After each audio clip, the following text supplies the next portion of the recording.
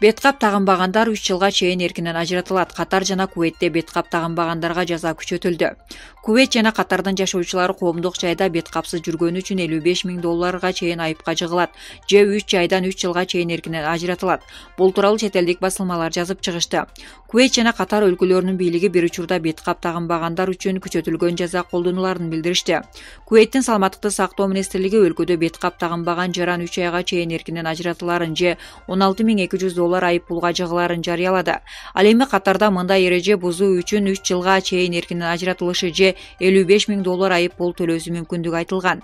Белгилей кетсек, 18 майга карата Кувейтте коронавирус илдетин жугузгандардын саны 14,850ге жетип, анын 112си каза болсо, Катарда 32,604 жаран вирус менен катталып, арасынан 15 адам каза болгон. Булак Супер KG.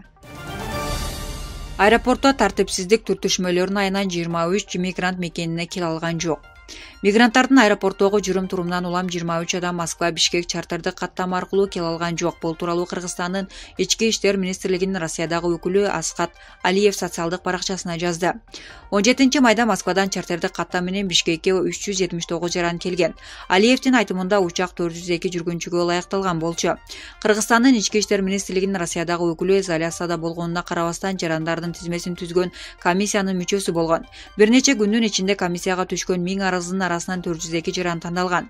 Тизмеге ооругандар, кош бойлуулар, жатаканада жашаган, ошондой эле 28 марттагы акыркы каттам менен уча албай калгандар кирген.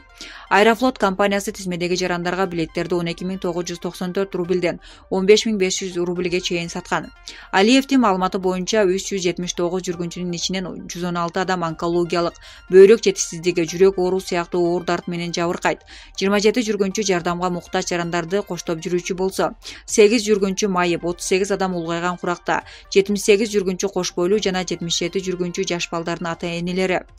35 жаран болсо мейманканаларда жашап жаткандар жана 28 мартта келе албагандар.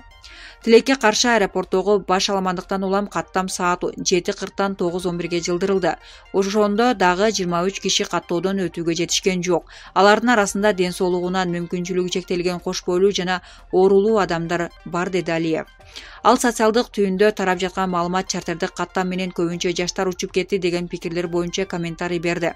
Мекенге кайтып жаткандардын арасында 139 жүргүнчү жаштар болду. Алардын ичинен 77 жүргүнчү жаш балдардын ата-энелери. 27 киши жардамга муктаж жарандарды коштоп жүрүүчү болсо, 35 адам буга чейин учуп кете албагандар, деди Алиев. Ал бул каттам менен чиновник, депутат же ишкерлер болбогонун баса белгиледи. Өз кезегинде Кыргызстандын мамлекеттик миграция кызматы Фейсбуктагы расмий баракчасында түзүлгөн кырдаалга комментарий берип, Москва аэропортундагы кыргызстандык жаштардын жүрүм-турумунан улам 23 орунду бош учак абага көтөрүлдү. Окуяга күбө болгондор Москва-Бишкек чартердик каттамы текшерүү учурунда уюштурулган наразычылыктарынан улам толук болгон жок дешти. Ошол эле учурда социалдык тармактарда учак орундарды бөлүштүрүү адилетсиз болуп, элчилик билеттерин сатылышы жөнүндө жалган маалымат берген деп айтылууда. Кыргызстандын Россиядагы элчилигинин маалыматы боюнча, оор дарт менен жабыркагандар, кош бойлуу келиндер, жаш балдар жана карыялардан турган миңдей адам кезекте турат. Булак Барекелде. Гонконгдун парламентинде депутаттар мушташа кетти. Бүгүн 18 майда Гонконгдун парламентинде депутаттар мушташа кетти. Бул тууралуу чет элдик маалымат каражаттары жазып чыгышты. Маалыматка ылайык, кайым айтышуудан мушташка чейин жеткен чыр демократиялык реформаларды жактаган депутаттар менен Кытайдын борбордук бийлигине ыктаган өкмөттү колдогон депутаттардын ортосунда болгон. Чыр талаштуу мыйзамдарды караган комитет жетекчиси шайлоодо бир пикирге келе албагандыктан чыккан окуядан кийин оппозициячыл депутаттар күч менен сыртка чыгарылып, комитет жетекчилигине Пекиндин талабын талашкан депутат шайланган. Гонконгдо 2019-жылдын жай айларынан тартып пандемия башталганга чейин элдердин наразычылык акциялары токтобой келген. Басымдуу бөлүгүн студенттер түзгөн, миңдеген адамдардын тынымсыз көчөгө чыгышына, кылмышка шектүүлөрдү Кытайга өткөрүп берүүгө жол ачкан мыйзам долбоору себеп болгон. Ал мыйзам артка чакыртылганы менен бийликке каршы наразычылык акциялары токтогон эмес. Булак Супер KG. Баткендеги чырдан өрт жалмаган үйдүн ордуна жаңы үй курулуп жатат. 8 майда Баткен районунда Кыргыз-Тажик чегарасында болгон чырдан улам өрттөлгөн үйдүн калыбына келтирүү иштери кызуу жүрүүдө. Бул тууралуу үй бүлө мүчөсү Айзада Хамдамова билдирди. Айтымында учурда үй курулуп жатат жана аларга ар тараптан акчалай жардамдар да көрсөтүлүүдө. Буга чейин күйгөн үйдүн чыгымдарын эсептеп, талашка түшкөн жердин чечүү максатында Баткен жана Тажикстандын Согдо облустарынын деңгээлинде эки тараптуу сүйлөшүү болгон. Бирок али чыгым эсептелине электиги тууралуу маалымдалган. Ал эми жергиликтүү бийлик чегара чырында өрттөлгөн үй тергөө иштеринин жыйынтыгын күтпөстөн курула турганын кабарлаган. Эске салсак, 8 майда Баткен районунун Көкташ айылында кыргыздар менен тажиктердин ортосунда чыр чыккан. Жергиликтүү тургундардын жана расмий бийликтин билдиришинче, чыр жер тилкесин талашуудан чыккан жана анын да талашка түшкөн жер тилкеси кыргыздарга тиешелүү болгон. Тажик тарап чыр-чатак учурунда чегараны чок ортосунда жайгашкан кыргыз тарапка тиешелүү үйдү да өрттөп жиберишкен.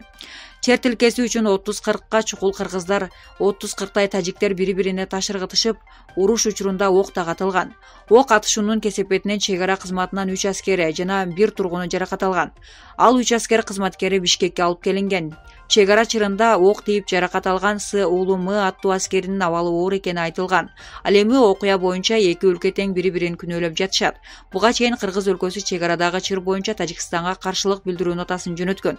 Тажикстан нотага жооп берген. Булак Супер KG. Украинада пандемияга карабастан саламаттыкты сактоо министрлиги пляждарды ачууга уруксат берди. Украинанын бийлиги пандемияга карабастан пляждарды ачууга уруксат берди. Бул тууралуу чет элдик басылмалар жазып чыгышты. Маалыматка ылайык, пляждардын дээрлик бардыгы ачылат.